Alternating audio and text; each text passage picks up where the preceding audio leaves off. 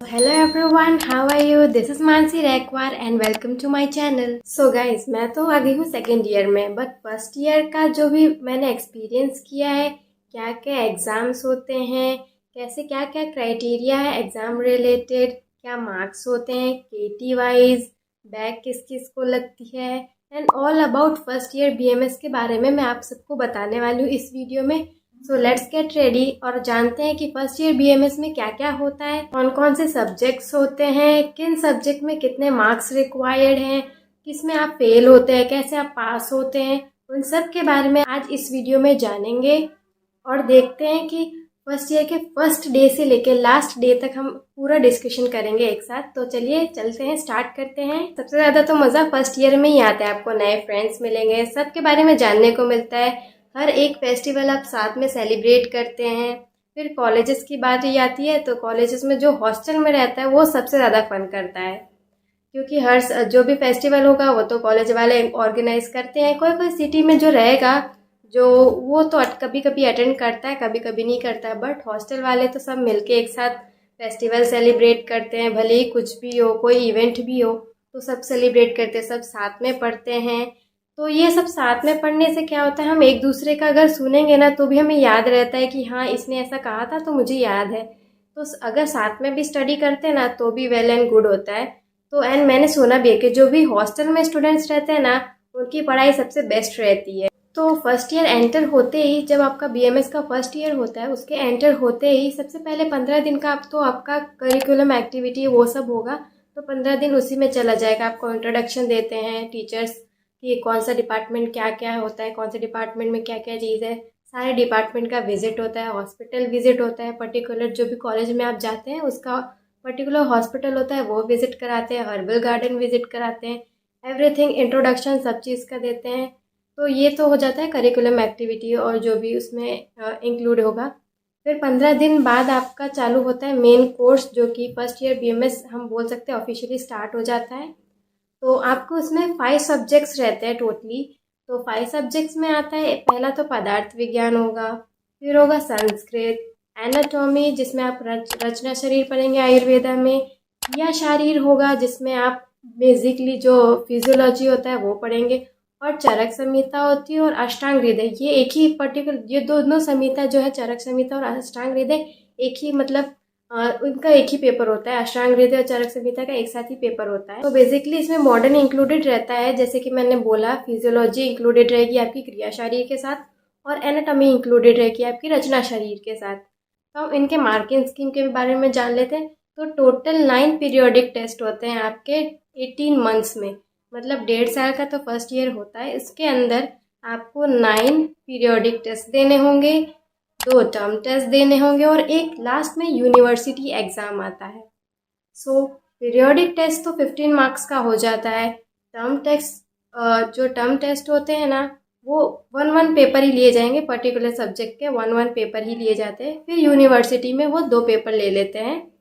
तो term test आपके 2 बार आते हैं, 6 महीने के अंतर सब आते हैं, और जो पीरियोडिक टेस्ट है वो हर 2 महीने में आएगा पीरियोडिक टेस्ट, तो आपको देना पड़ेगा।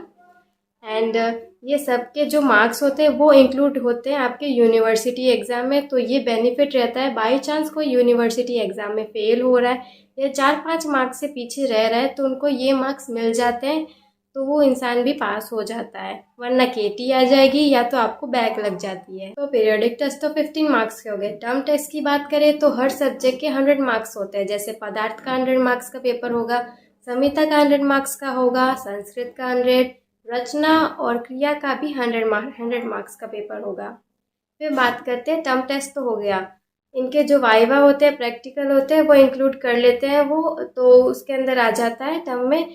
फिर यूनिवर्सिटी आ जाता है। फिर यूनिवर्सिटी के एग्ज़ाम में हमें 1 महीने की तो पहले छुट्टी देते हैं कि सब लोग प्रिपेयर कर लें, अच्छे से पढ़ लें।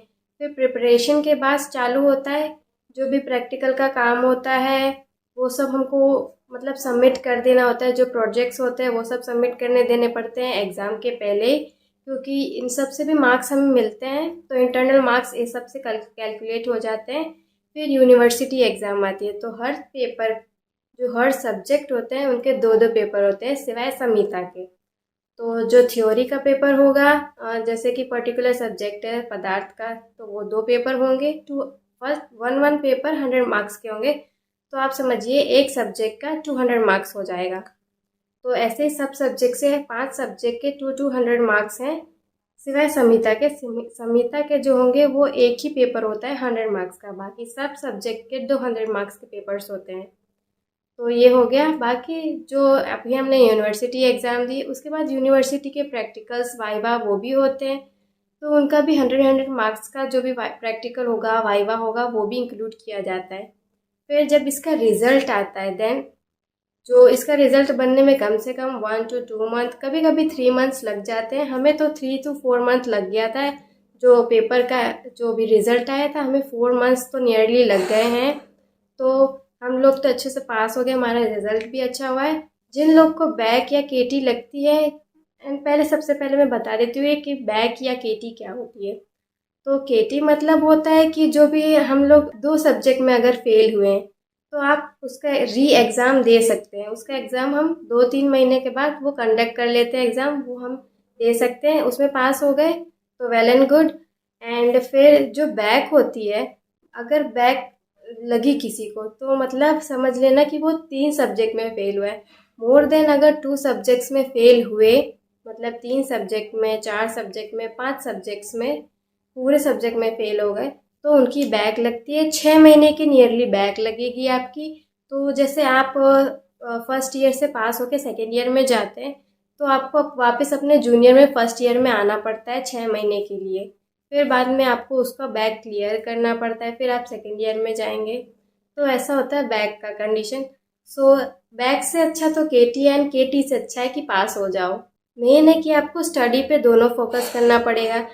एक तो मॉडर्न हमको पढ़ना पड़ता है, तो मॉडर्न का जो मेन तो 2 है हमारे, रचना है और क्रिया शारीर। तो ये दोनों तो हमको मेन दोनों पढ़ने ही होते हैं, क्योंकि इसमें मॉडर्न और आयुर्वेदा दोनों इंक्लूडेड रहता है। तो इससे अच्छा है कि आप अच्छे से स्टडी करें, धीरे धीरे करके। जब से स्टार्टिंग से आपको पढ़ाया जाए, आप नोट्स बनाएं, रिवाइज करें सिलेबस अच्छे से, तो आपको एट दी एंड डिफ़िकल्टी नहीं होगी। आपको बस जस्ट एक बार गो थ्रू करना होगा एग्ज़ाम के टाइम पे पेपर, एंड आपके लिए इजी होगा पेपर। वरना अगर आप एग्ज़ाम के टाइम में लेके बैठे, 15 दिन पहले एग्ज़ाम चालू हो रहा है तब लेके बैठे, तो ईज़िली सिलेबस कंप्लीट नहीं होगा। इससे अच्छा है कि जैसे जैसे पढ़ाते जाएं, वैसे वैसे हर रोज़ आप अपना जो भी नोट्स है वगैरह कंप्लीट करते जाएं और उसको स्टडी करते जाएं। वरना फिर केटी या बैक लगती है तो फिर बहुत डिफ़िकल्टी होती है बहुत स्टूडेंट्स को। नेक्स्ट टाइम उसको या तो पढ़ना पड़ता है, या तो फिर 6 महीने बैक लग जाती है। सो बस आज की वीडियो में इतना ही। मिलते हैं कोई अच्छी वीडियो में, नेक्स्ट वीडियो में, और हम डिस्कस करेंगे आगे सेकेंड ईयर मेरा कैसा जा रहा है। तो तब तक के लिए bye bye, have a healthy day. अगर मेरी वीडियो पसंद आई हो तो लाइक, सब्सक्राइब और शेयर करना। तब तक के लिए बाय बाय।